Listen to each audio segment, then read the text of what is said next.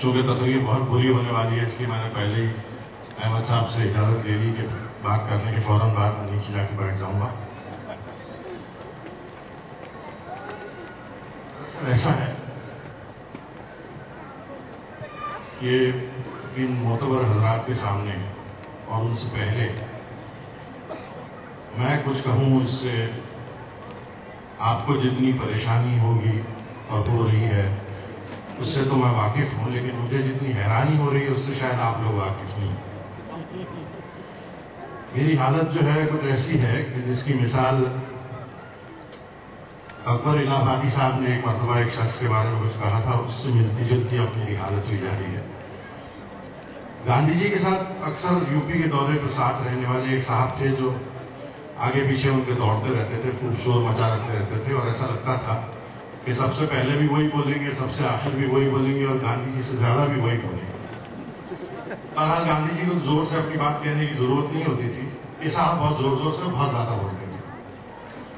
तो एक फंक्शन में गांधी जी मधु थे और अकबर इलाहाबादी साहब उसके मुंतजिम थे। उन साहब के बारे में उस फंक्शन के बाद अकबर इलाहाबादी साहब ने एक बात कही थी, कुछ मेरी कैफियत से मिलती जुलती है वो बात। उन्होंने कहा, बुद्धू मियाँ भी हजरत गांधी के साथ हैं, बुद्धू मियाँ भी हजरत गांधी के साथ हैं, वो गर्द राह है मगर आंधी के साथ है। तो मैं अपनी जो है हैसियत से बखूबी वाकिफ हूँ और कोशिश यही है कि जल्द अज जल्द जो है मेजबानी के जितने जो बोझ मुझ पर अहमद साहब ने और हुमायूं साहब ने बात किए हैं उनका हक अदा करके मैं फौरन उस कुर्सी पर जा बैठूं।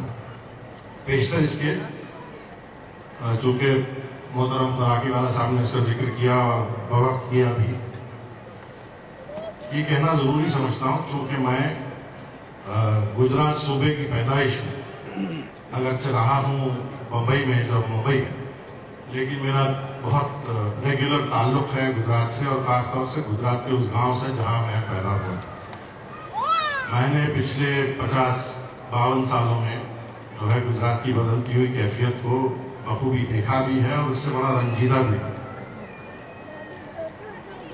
मेरी समझ में नहीं आता, अक्सर लोगों की, कम से कम शरीफ लोगों की समझ में नहीं आता कि जिस तरह लोग एक दूसरे के साथ पेश आते हैं उससे कौन सा मसला हल हो जाता है। अब चूंकि शोरा हजरात यहाँ मौजूद हैं तो एक उनसे जुड़ी हुई बात आप लोगों ने शायद अखबार में पढ़ी भी होगी।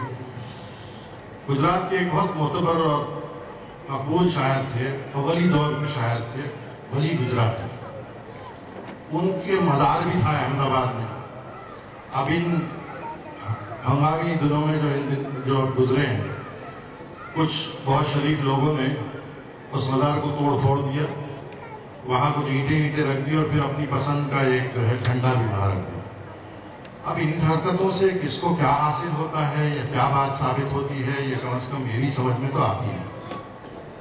किसी एक अरबी के जानने वाले बुजुर्ग से मैंने सुना था कि शार जो है अरबी में जिस्म के बहुत बारीक हिस्से को कहते हैं, बाल, और उसी तरह शेर जो है वो कलाम के बहुत बारीक हिस्से को कहते हैं। तो इस बहुत बारीक और नाजुक और पुरअसर फन के माहिरीन जो है यहाँ तशरीफ फरमा है। मुझे यकीन है कि जब वो अपनी बात कहेंगे तो दिल से कहेंगे और सीधी आपके दिल तक पहुंचेगी।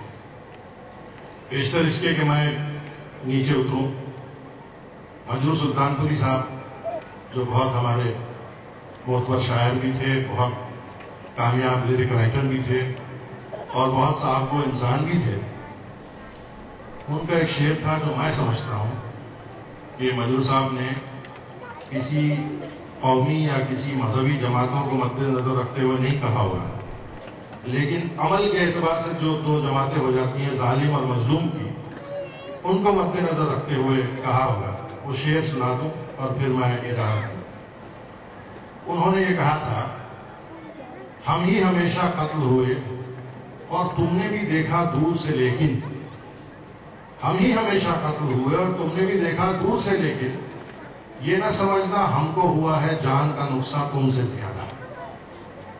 क्योंकि जब इस किस्म की वहशियाना और शैतानियों जैसी हरकतें होने लगती हैं, तो इंसानों के जिस्म मजबूर नहीं होते, इंसानी समाज भी बहुत बुरी तरह से मजबूर होता है। और जो लोग इंसानी समाज की कदर नहीं जानते, वो लोग मेरा ख्याल है इंसान कहलाने के या इंसानी समाज में कोई अच्छी जगह पाने के लायक नहीं रहते। इन लोगों से कैसे निपटना चाहिए, इन लोगों की तरफ हमारा रद्द अमल क्या होना चाहिए, और वो लोग जो शरीफाना तौर पर शरीफ और जिसको हम हिंदी जबान में सभ्य समाज में रहना कहते हैं, उनको क्या करना चाहिए, इस बात पर हम भी गौर करें और अब शोरा हजरात से भी सुने कि उनकी राय क्या है। बहुत बहुत शुक्रिया।